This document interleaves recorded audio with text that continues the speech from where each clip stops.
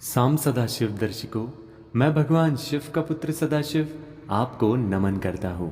भगवान शिव की कृपा से आज हम दूसरा खंड सती खंड शुरू करने जा रहे हैं। अब बस 107 ही दिन बचे हैं भगवान शिव को आने के लिए। मैं आपको दावे के साथ कह सकता हूँ कि इतना तो भरोसा मुझे अपने शिव पर है कि जो पूरे भक्ति भाव से उनके इस सती खंड का श्रवण करेगा वो करोड़ों में खेलेगा। महाशिवरात्रि आने तक आपके घर में लाखों रुपए की वर्षा होगी, करोड़ों रुपए का धन संपत्ति आपको मिलेगा, रुका हुआ काम आपका बनने लगेगा, मनोवांछित फल मिलेगा। अगर पुत्र प्राप्ति नहीं हो रही है या पुत्र आपसे सही व्यवहार नहीं करते हैं तो सब कुछ कुशल मंगल होने लगेगा। भगवान शिव के ही कृपा से आप यहाँ तक पहुँचे हो और भगवान शिव के ही कृपा से मैं सती खंड को आरंभ करने जा रहा हूँ। कल हमने देखा था कि व्यास जी महाराज ने हमें बताया था कि कैसे भगवान शिव की उत्पत्ति हुई, उनकी पूजा में हमें क्या करना चाहिए क्या नहीं करना चाहिए।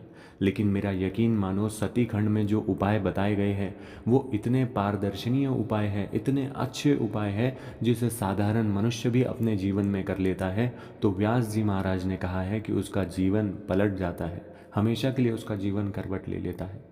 रुद्र संहिता के सती खंड में व्यास जी महाराज और नारद जी मुनि की कुछ ऐसी कथा है जिसे अगर आप श्रद्धा भाव से सुन लेते हैं तो जो काम आपके नहीं बन रहे हैं वो आपके काम बनने लगेंगे, आपका जीवन पूरी तरीके से बदलने लगेगा। तो मेरी आपसे विनती विशेष है कि इस शिव महापुराण के दूसरे अध्याय तक अगर आप पहुँचे हैं, सती खंड तक अगर आप पहुँच चुके हैं तो ये भगवान शिव का ही आपके लिए संकेत है। तो आप साम सदाशिव इस नाम के चैनल को सब्सक्राइब करके भगवान शिव से अपना संबंध बनाओ, अपने मनोकामनाओं के ध्वनि को और प्रबल करो। और इस सती खंड तक अगर आप पहुँचे हो तो पूरे मन भाव से, पूरे श्रद्धा भाव से इस वीडियो को लाइक कर कर कमेंट सेक्शन में हर हर महादेव ज़रूर लिखो। आप हर हर महादेव लिखोगे ना पूरे मन और श्रद्धा भाव से और सती खंड का पूर्ण श्रवण करके यहाँ से जाओगे, इतना तो भरोसा मुझे मेरे भोले पर है कि वो आपके जीवन की दशा और दिशा दोनों को बदल देंगे। आपके जीवन में इतना प्रेम, आपके जीवन में इतना धन, आपके जीवन में इतना संतोष लेकर आएंगे मेरे भोले कि आप कहोगे कि इतना तो मैंने मांगा नहीं था, इतना तो मैं चाहता नहीं था। ऐसे मेरे भोले की महिमा है, ऐसे मेरे भोले हैं। अगर कोई थोड़ा भी उनके ऊपर ध्यान दे दे, अगर कोई थोड़े भी उनकी बातों में मग्न हो जाए ना, तो यहाँ पर व्यास जी महाराज ने स्वयं बताया है कि कैसे भोले उनकी हर एक इच्छा को पूर्ण करते हैं। तो रुद्र संहिता सती खंड का हम आज आरंभ कर रहे हैं और आज से सिर्फ 107 दिनों बाद महाशिवरात्रि का महापर्व आने वाला है। मेरी आपसे विनती है कि भोले के भक्ति में आप विलीन हो जाओ। आप तक ये पहुंचा है ना तो भोले का ये आपको संकेत है कि तू अभी तेरा समय दे, तू थोड़ा सा समय दे, मैं तेरा जीवन पलट दूंगा। अभी कल की ही बात है, जिस व्यक्ति ने पहला खंड सुना था उस व्यक्ति ने 1.5 करोड़ रुपए का कर्ज चुका दिया। आप इससे सोचिए कि इन सब पुराणों में, इन वेदों में कितनी शक्ति है, कितनी ताकत है इनमें, कितना इनके अंदर भक्ति भाव है, कितनी इनके अंदर ऊर्जा है। लेकिन वो हम ही होते हैं जो अपने आँखों को बंद कर लेते हैं और कहते हैं कि कितना अंधकार है। लेकिन सती खंड में जो बातें भगवान शिव ने बताई है, जो उपाय भगवान शिव ने बताए हैं, वो जीवन को प्रेरणा देने के साथ साथ जीवन को हमेशा के लिए बदलने वाले उपाय हैं। नारद जी के जिज्ञासा करने पर ब्रह्मा जी वर्णन करते हैं कि मेरे द्वारा जब मानस पुत्रों की सृष्टि हो रही थी उसी समय मेरे मन से एक सुंदर रूप वाली श्रेष्ठ युवती भी उत्पन्न हुई। वो संध्यायक नाम से प्रसिद्ध हुई। वो प्रातः संध्या तथा साय संध्या के रूप में अत्यंत सुंदर भौम वाली तथा मुनियों के मनों को मोहित करने वाली थी। उस कन्या को देखते ही मैं तथा मेरे मानस पुत्र उनका चिंतन करने लगे। उसी समय एक अत्यंत अद्भुत एवं मनोहर मानस पुत्र उत्पन्न हुआ जो कामदेव के नाम से विख्यात हुआ। कामदेव ने ब्रह्मा जी से पूछा कि मैं कौन सा कार्य करूं, मेरे लिए जो कर्म करनीय हो उस कर्म से मुझे नियुक्त कीजिए। ब्रह्मा जी ने कहा, अपने गुप्त रूप से प्राणियों के हृदय में प्रवेश करते हुए तुम स्वयं सबके सुख के कारण बनकर संतान सृष्टि करो। उसी समय कामदेव ने तीक्ष्ण पुष्पोभा से मुझे ब्रह्मा तथा सभी मानस पुत्रों को मोहित कर दिया। सभी के मन से काम विकार उत्पन्न हो गया। हम सभी देवी संध्या के प्रति आकर्षित होने लगे। ब्रह्मा जी के पुत्र धर्म ने अपने पिता तथा भाइयों की ऐसी दशा देखकर धर्म की रक्षा करने वाले भगवान सदाशिव का स्मरण किया। और इसीलिए सतीखंड सबसे महत्वपूर्ण है, क्योंकि आज जो व्यक्ति काम वासना में फंसा हुआ है, जिस व्यक्ति के मन में काम वासना आज जागृत हो रही है, भगवान शिव स्वयं उसकी काम वासना को हर लेंगे।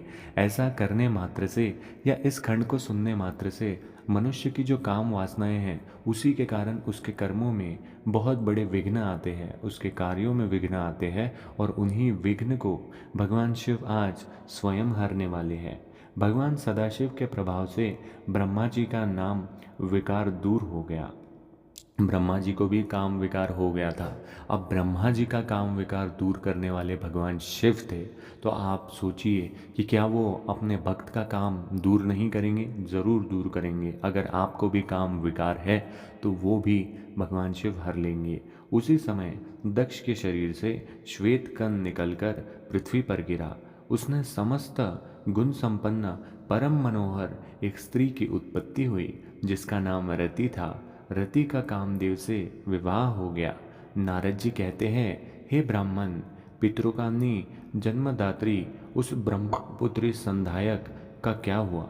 ब्रह्मा जी कहते हैं, वो सांध्य जो पूर्व काल में मेरे अरुंधति हुई, उस बुद्धिमती तथा उत्तम व्रत करने वाली संध्या ने मुनिश्रेष्ठ मेधति की कन्या के रूप में जन्म ग्रहण कर ब्रह्मा विष्णु तथा महेश्वर के वचनों से महात्मा वशिष्ठ का अपने पति रूप में वर्णन किया। वो पतिव्रता, वंदनीय, पूजनीय तथा दया की मूर्ति थी। नारद जी ने कहा, ब्राह्मण, आपने अरुंधति की तथा पूर्व जन्म में उसकी स्वरूप भूता संध्या की बड़ी उत्तम कथा सुनाई है। अब आप भगवान शिव के उस परम पवित्र चरित्र का वर्णन कीजिए, जो दूसरों को पापों का विनाश करने वाला उत्तम एवं मंगलदायक है। शिव विवाह के लिए ब्रह्मा जी का प्रयत्न। ब्रह्मा जी ने कहा, तात, पूर्व काल में मैं जब एक बार मोह में पड़ गया और भगवान शंकर ने मेरा उपास किया तो मुझे बड़ा शोभ हुआ था। मैं भगवान शिव के प्रति ईर्ष्या करने लगा। मैं उस स्थान पर गया जहाँ दक्ष उपस्थित थे। वही रति के साथ कामदेव भी थे। उस समय मैंने दक्ष तथा दूसरे पुत्रों को संबोधित करते हुए कहा, पुत्रों, तुम्हें ऐसा प्रयत्न करना चाहिए जिससे महादेव जी किसी कमनीय कांति वाली स्त्री का पानी ग्रहण करें।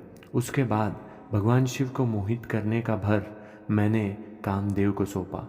मेरी आज्ञा मानकर कामदेव ने वामदेव शिव को मोहने की बराबर चेष्टा की, परंतु उसे सफलता नहीं मिली।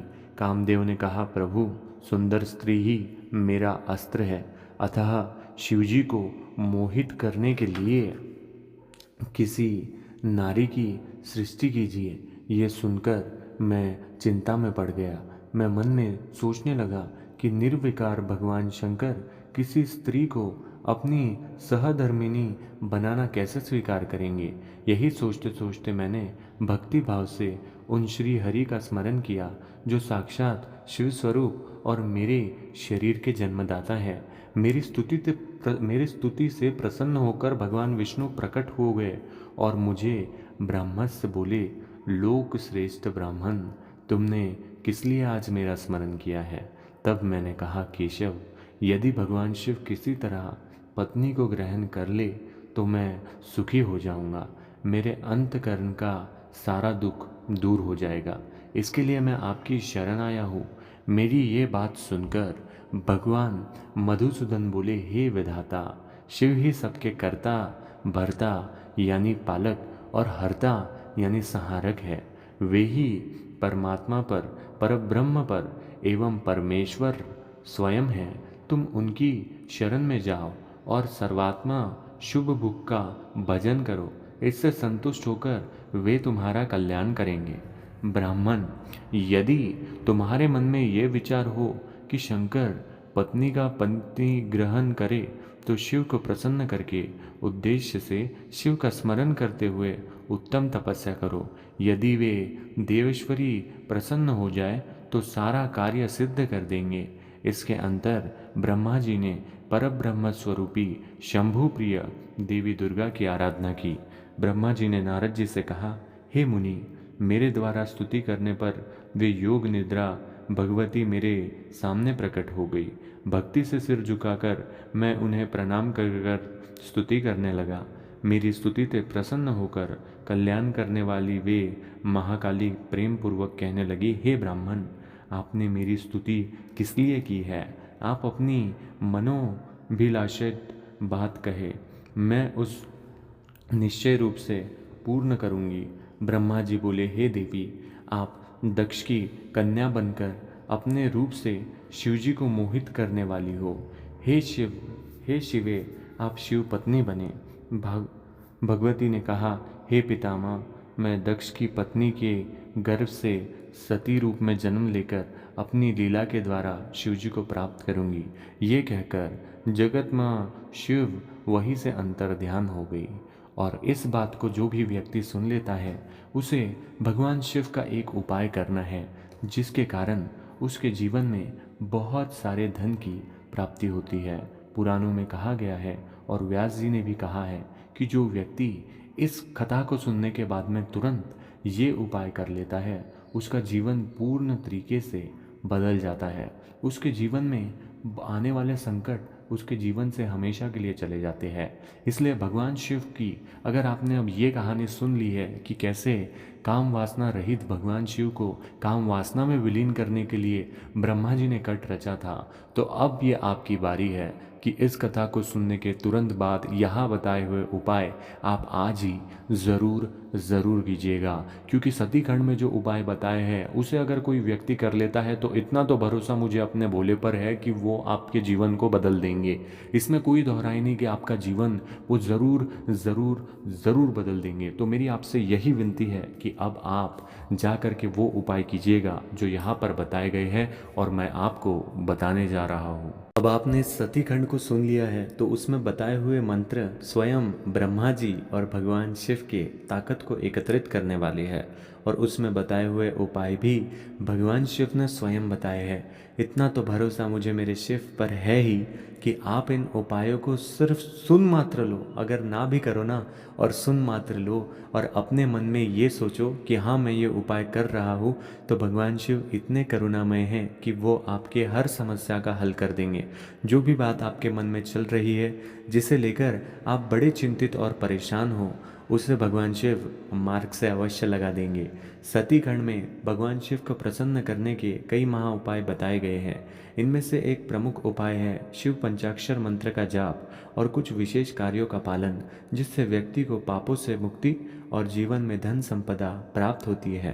पहला, शिव पंचाक्षर मंत्र का जाप। ओम नमः शिवाय। इस मंत्र का जाप प्रतिदिन 108 बार करने से भगवान शिव अत्यंत प्रसन्न होते हैं और व्यक्ति को आशीर्वाद प्रदान करते हैं। माना जाता है कि ये जाप पापों से मुक्ति दिलाता है और मन, वचन तथा कर्म की शुद्धि करता है। मैं जानता हूँ कि आप में से कई लोगों के पास में इतना भी समय नहीं होगा कि वो 108 बार भगवान शिव का ये मंत्र जाप करें। आप कोई चिंता मत करो, आपके लिए मैं इस मंत्र का जाप 108 बार सती खंड के प्रारंभ होने के बाद में तुरंत आपके लिए करके दिखा दूंगा। अगर आप इस मंत्र का जाप मेरे बताए तरीके से करते हो, जो मैंने इन पुराणों में पढ़ा है, तो आप करोड़ों रुपए के धन को अर्जित कर सकते हो। क्योंकि मेरे एक मित्र ने कुछ इसी प्रकार से मंत्र का जाप करके अपने ऊपर से कर्ज को मिटाया है और करोड़ रुपए की धन संपत्ति अर्जित की है। तो मेरी आपसे यही विनती है कि अगर आपके पास में समय नहीं, कोई बात नहीं, लेकिन आप कहीं एक जगह पर मोबाइल रख के 108 बार इन मंत्रों का जाप अवश्य एक बार सुन लीजिएगा, जो मैं आपके लिए आगे प्रस्तुत करने वाला हूँ। इस मंत्र का जाप प्रतिदिन 108 बार करने से भगवान शिव अत्यंत प्रसन्न होते हैं और व्यक्ति को आशीर्वाद प्रदान करते हैं। माना जाता है कि यह जाप पापों से मुक्ति दिलाता है और मन, वचन तथा कर्म की शुद्धि करता है। दूसरा, सफ़ेद चंदन और बेलपत्र अर्पण। शिवलिंग पर सफ़ेद चंदन और बेलपत्र चढ़ाना अत्यंत शुभ माना गया है।